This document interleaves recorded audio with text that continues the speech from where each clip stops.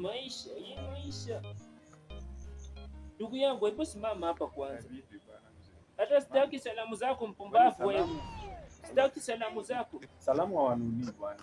Salamu ni kitabu. Wewe ni mara ngapi nimekukataza kutembea na mke wangu? Ni mara ngapi nimekukataza? Ni mke wako. Na kuuliza ni mara ngapi nimekuonya kutembea na mke wangu? Lini bwana? Mimi kutembea na mke wako Unajua sasa hata venye tunaongea mke wangu tayari ako na ujauzito na anasema ni wako.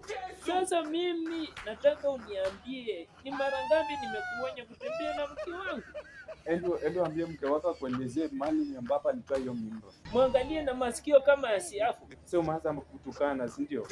Wewe nakwambia leo naenda kuroga tumbo yako igeuke iende kwa mgongo. Na utanifanya chochote. Enda kwa mganga.